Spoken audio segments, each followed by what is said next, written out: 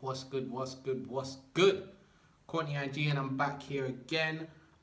This time to review Pop Smoke's debut posthumous album, Shoot for the Stars, Aim for the Moon. Woo! So this is following tragic events, guys, back in February where Pop Smoke was murdered and shot, which is very sad, obviously.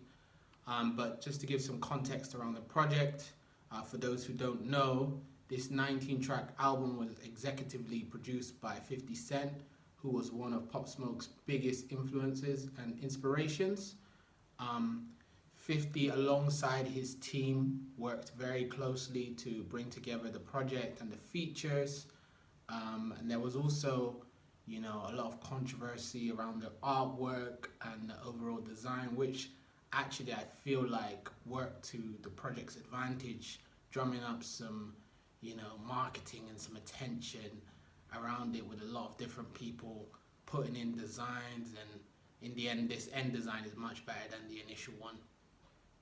So this follows up on his previous project Meet the Woo Part 2, and prior to that Meet the Woo 1. So what was I expecting coming into this project, guys? His high energy and infectious aggression began to blossom coming into Meet the Woo 2, or coming out of Meet the Woo 2, should I say, and coming in from Meet the Woo 1. And as I said, he's the only US rapper, in my eyes, who's able to, execute on this UK drill production to a high level and a high standard, and just in a completely unique way.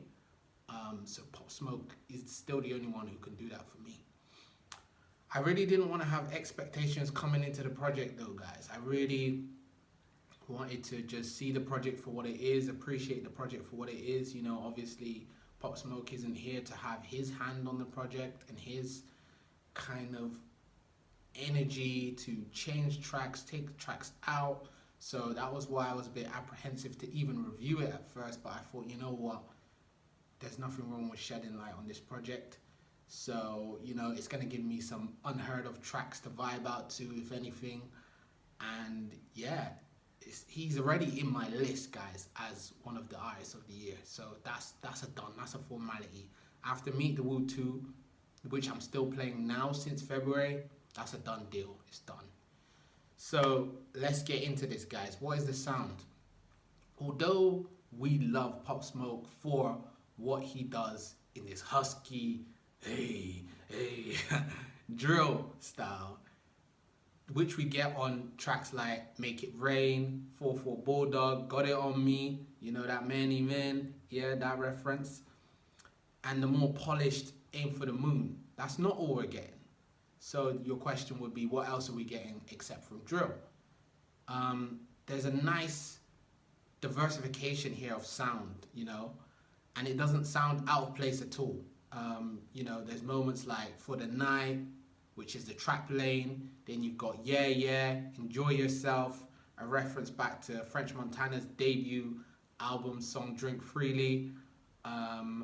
Mood Swings, What You Know About Love, which all give you that old school R&B singer, then a rapper infusion style that was popularized by the likes of Ja Rule and 50 and a little bit Nelly in the past before him. So that's what we're getting there in terms of the other stuff except from the drill.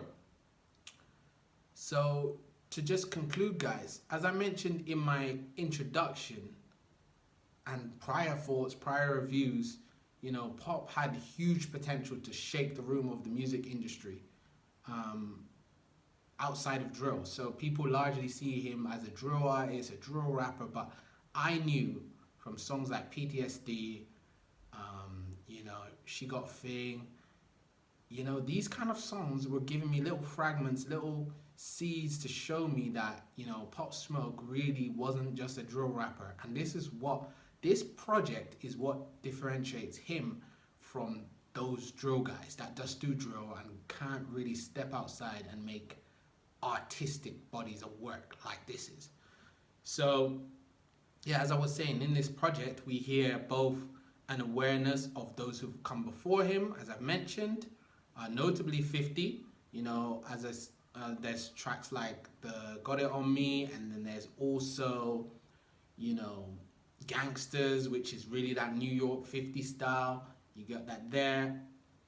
But aside from that, guys, aside from the influences of the Ja Rules and the 50s, he's still maintaining his distinctive style, his distinctive cadence, you know, that we got in Welcome to the Party. That's very much there, and that's what separates him. That is what draws the world in, that's what drew me in, and that's what I think will make this a project one to remember in 2020.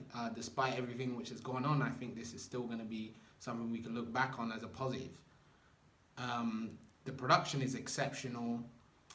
The way he's able to diversify himself, you know, is exceptional. The features, for the most part, work. You know, the Sway Lee one, not really feeding, but anyway, I'm not going to get critical on this because this is about a celebration of what he's done and what he was able to do to bridge the gap between the UK drill and the US drill, and really, outside of the drill, show that he's an artist first. He's not a drill rapper, he's an artist, and he can do any sound. So yeah, it's really sad that he passed away. Rest in peace, Pop Smoke. And yeah, this project was a good listen, and I really enjoyed it. So in terms of the top 3 songs for me, guys, we got The Woo, Gangsters, and For the Night. These are my top 3. So like, comment, subscribe. Rest in peace, Pop Smoke. Peace.